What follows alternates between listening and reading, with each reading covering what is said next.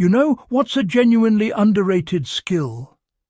Reading an outfit like it's a crime scene. Not in a bad way, I mean in the put on the little forensic gloves and start narrating way. Because that's basically what happened this weekend when Harry and Meghan showed up in Victoria, British Columbia for the David Foster Foundation's 40th Anniversary Gala. And within about 6 minutes of photos hitting the internet, half the royal commentary world had fully reconstructed a 4-part emotional narrative from one navy gown and a pair of earrings. And look, normally I'd roll my eyes at that. But this time, I actually went and checked the receipts and they might be onto something. So, Harry and Meghan stepped out in Victoria, British Columbia in Canada. And they did that on Friday night for the David Foster Foundation's 40th Anniversary Gala. And it celebrated 4 decades of Foster's fundraising work. And this was followed by a free public concert at the Victoria Inner Harbour the next day. That's nice. Ooh. And Meghan, as usual, looked elegant, beautiful, so freaking gorgeous. My girl. She looked amazing. She wore, and I'm going to do justice to this by pronouncing everything correctly because I want to name check the Canadian designer.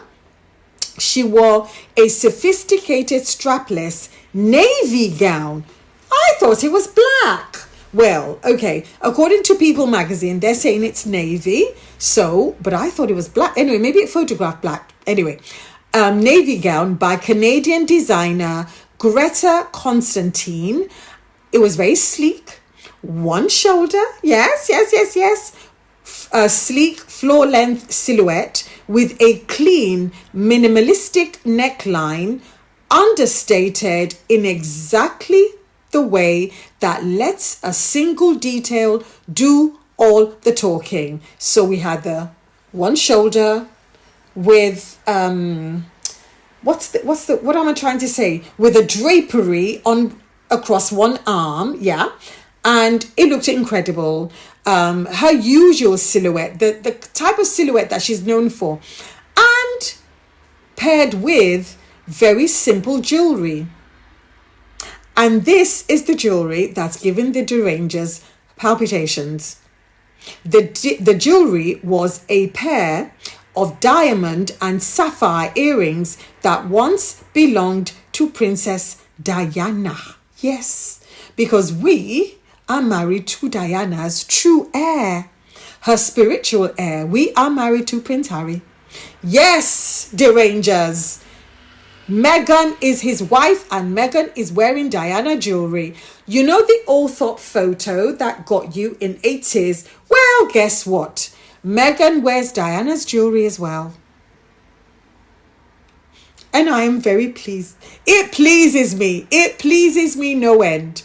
But anyway, I love the fact that that choice certainly isn't random because Meghan thinks things through. And this appearance comes roughly 2-3 weeks after Meghan and Harry shared a rare photo of Archie and Lilibet visiting Althorp, Diana's childhood home, and they were carrying flowers. So choosing to wear Diana's earrings for a warm and joyful public evening so soon after that quieter and more personal moment feels like a deliberate thread because they are not only honoring her in a private family visit, she's also honoring her openly and publicly. And she is telling all of you, yes, you know who you are. The lady who married a man and refused to give him his title back 40 years after they divorced. And this lady's own marriage only lasted for a year. So she wasn't even able to, say take away any silver, talk less of jewelry. Yes. But Meghan, on the other hand, she gets to wear jewelry. And the reason I mentioned that other lady is because despite being on her sick bed, despite being the age she is, Despite being one of the chief tormentors of Diana by writing books and coming on TV, for example, she was making fun of Diana on Robert Kilroy Silk's show. I remember watching that show and I remember thinking, who on earth is this woman? But then again, those were dark times, because in those days, nobody knew how to get on TV, number one. So if people were on TV, you thought, okay, they knew what they were talking about. Well, gone are those days. We all now have camera phones. We now have our own TV stations. But anyway, back to the point I'm trying to make. This woman was spreading a dastardly rumour. And yet we see the Sussexes together, loved up. I don't know. I mean, I know someone who definitely isn't loved up, and that person is on their sickbed, and that person is on bed rest. But anyway, let me move on, because that's enough petty for a very nice and warm and lovely post. For me, I love the choice of Canadian designer, given where Harry and Meghan were. And Greta Constantine is a genuinely respected Canadian fashion house, and Meghan wearing a homegrown label while celebrating a Canadian Friends Foundation in the country where Harry and Meghan's own story began is the kind of small, considered gesture that reads as thoughtful. And as you know, my girl is very, very thoughtful. And I know that Greta Constantine will definitely be getting so many visits to her website, and she'll be getting so much free PR. And now that's another fashion house that I'm going to be investigating. So well done, Meghan, and thank you so much for the support that you give to women-led labels. So anyway, apart from the outfit, I want to talk about David Foster and Harry. They also share what Catherine McPhee, and Catherine McPhee is actually Meghan's childhood friend, because there's a photo of them. Bless them. Oh, they look so cute together. They had their hair back, I think, and they were wearing makeup. The makeup was the eyebrows were a bit, but they both grew up from those young girls to be beautiful and very accomplished women, and they both married well. So anyway, David Foster and Harry share a relationship that's a bit like father and son. So essentially, David Foster is Harry's LA dad. Yes, that's what we've decided. And also, David Foster told us that he quietly arranged a private retreat for the couple back in 2019 because of his own connection to Canada as a Commonwealth country. So again, you see, Harry and Meghan, they had friends who are just so nice and generous to them. Other, quietly tell their own story without needing anyone to spell it out in a caption. So, did we crack some enormous secret today? Not really. Mostly we just proved that sometimes a nice night out actually is just a nice night out, except with slightly better narrative structure than most nice nights out get, because this one had 40 years of friendship, a pair of borrowed diamonds with real history behind them, and an entire country quietly cameoing in the background of a love story, which, respectfully, is more effort than my last dinner reservation put in. If you enjoyed us taking one gala appearance far too seriously in the most wholesome way possible, that's kind of the whole vibe of this channel, occasionally putting down the skepticism and just admiring a well-executed evening. So go ahead, like the video, subscribe to Royal Truth Desk and turn on notifications, because we've got plenty more of these, some skeptical, some sweet, always checking the actual receipts before we hand out an opinion. Drop your take in the comments. Coincidence or one of the most quietly sentimental red carpet moments of the year? We'll see you in the next one. Might be onto something. So, today on Royal Truth Desk, we're doing a deep dive into an evening that, on paper, is just couple of tens charity gala. but somehow unpacks into Diana, Canada, 40 years of friendship, and a designer dress with more symbolism packed into it than most royal biographies. Stick around, because we're going to actually earn the right to say this was more than a red carpet moment instead of just typing it under a photo for engagement. And if you like royal commentary that occasionally puts down the pitchfork and just appreciates a nice evening for what it is, go ahead and subscribe. Now, we promise not to make it weird. So let's set the scene, because the actual event matters here. Friday night, Victoria, British Columbia, the David Foster Foundation's 40th Anniversary Gala, celebrating 4 decades of Foster's fundraising work, which, if you don't know, has raised an enormous amount of money over the years, supporting children in need of organ transplants. Not a small, quiet cause. A genuinely long-running, well-respected one. The gala was followed the next day by a free public concert at the Victoria Inner Harbour. So this wasn't some closed-door, velvet rope-only affair. There was a public, community-facing element to the whole weekend, which is worth noting before we even get to the fashion, because it frames the whole thing as support a friend's 4-decade charitable legacy rather than attend an exclusive party, which, respectfully, is a very different vibe than tabloids sometimes assign to these appearances. Now, the dress. Meghan wore a strapless navy gown from Canadian designer Greta Constantine's sleek, floor-length, clean, minimalist neckline, the kind of silhouette that isn't trying to compete with anything else in the room. And that's actually the interesting part. Design-wise, a deliberately understated gown in a deep, quiet navy, doing absolutely nothing to distract from what she paired with it. A set of diamond and sapphire earrings that once belonged to Diana. Now, I want to pause here because "she wore Diana's jewellery" is a sentence that gets thrown around so often in royal coverage that it's basically lost all weight. It happens fairly regularly across the family, honestly. But timing is the thing that turns a nice accessory choice into something worth actually talking about. This gala appearance came roughly 2 weeks after Harry and Meghan shared a rare, quiet photo of Archie and Lilibet visiting Althorp, Diana's childhood home, carrying flowers to her grave. That's about as private and tender a family moment as this couple tends to share publicly, which, given how guarded they generally are about the kids, is saying something. So you've got 2 moments, 2 weeks apart.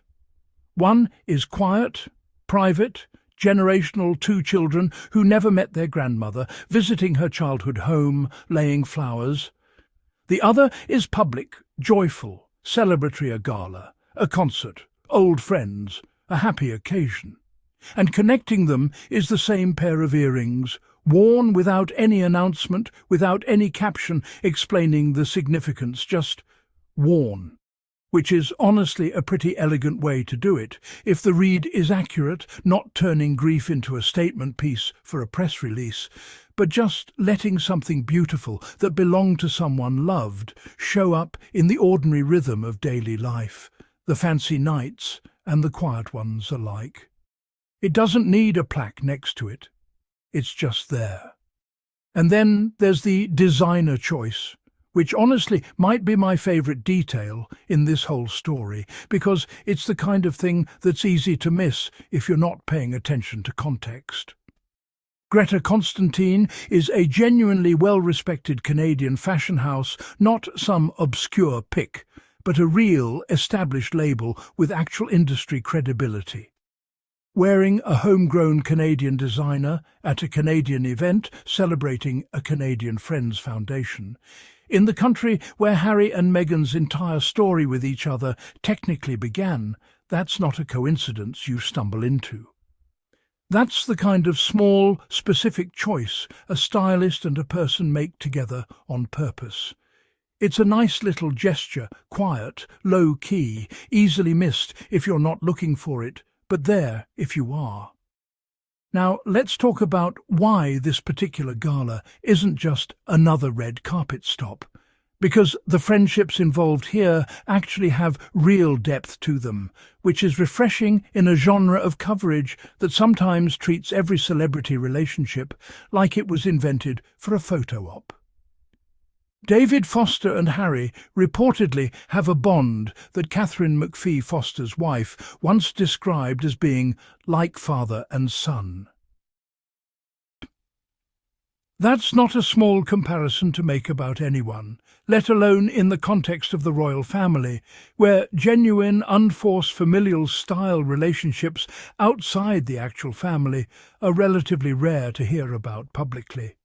And it's not just a nice quote. Foster has talked about quietly arranging a private retreat for Harry and Meghan back in 2019, offered specifically because of his own connection to Canada as a Commonwealth country.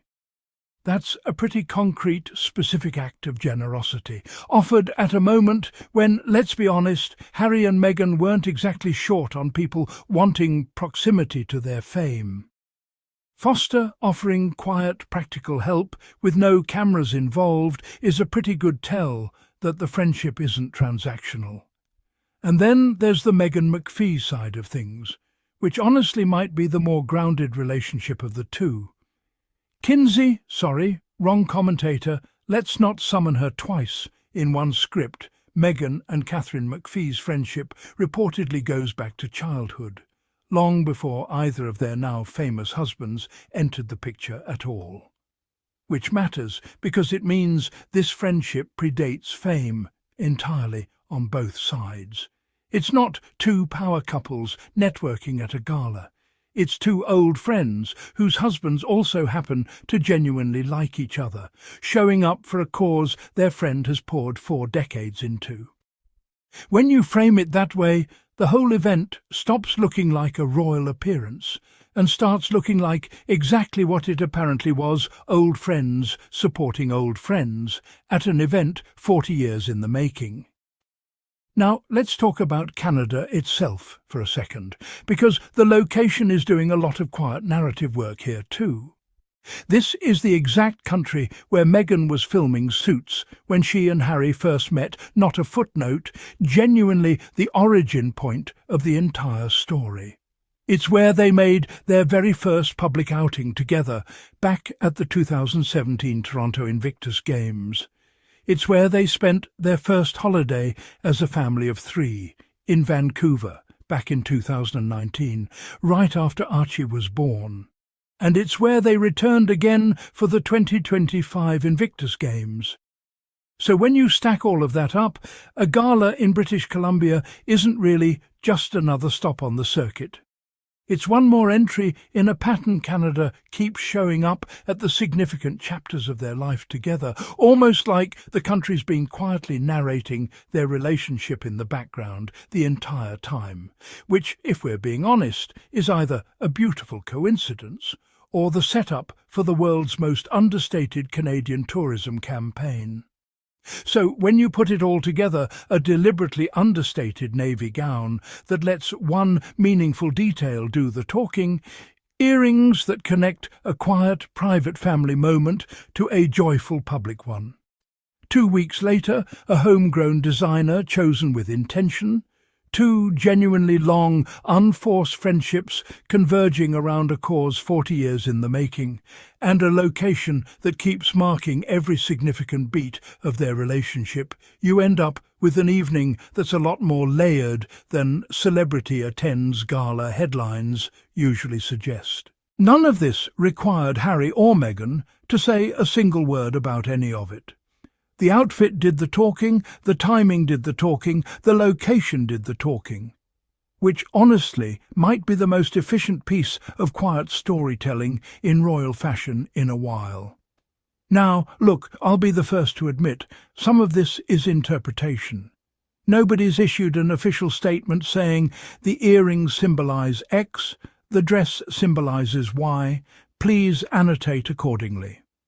It's entirely possible some of these connections are more coincidence than grand design, but the specific verifiable details, the Althorp visit 2 weeks prior, Foster and Harry's actual documented friendship history, the McPhee-Meghan childhood friendship, the very real, very long list of significant Canadian milestones in their relationship, those aren't speculation. Those are just facts sitting right next to each other, and sometimes facts sitting next to each other quietly tell their own story without needing anyone to spell it out in a caption. So, did we crack some enormous secret today? Not really. Mostly we just proved that sometimes a nice night out actually is just a nice night out, except with slightly better narrative structure than most nice nights out get, because this one had 40 years of friendship, a pair of borrowed diamonds with real history behind them, and an entire country quietly cameoing in the background of a love story, which, respectfully, is more effort than my last dinner reservation put in. If you enjoyed us taking one gala appearance far too seriously in the most wholesome way possible, that's kind of the whole vibe of this channel, occasionally putting down the skepticism and just admiring a well-executed evening. So go ahead, like the video, subscribe to Royal Truth Desk, and turn on notifications, because we've got plenty more of these, some skeptical, some sweet, always checking the actual receipts before we hand out an opinion. Drop your take in the comments. Coincidence or one of the most quietly sentimental red carpet moments of the year? We'll see you in the next one.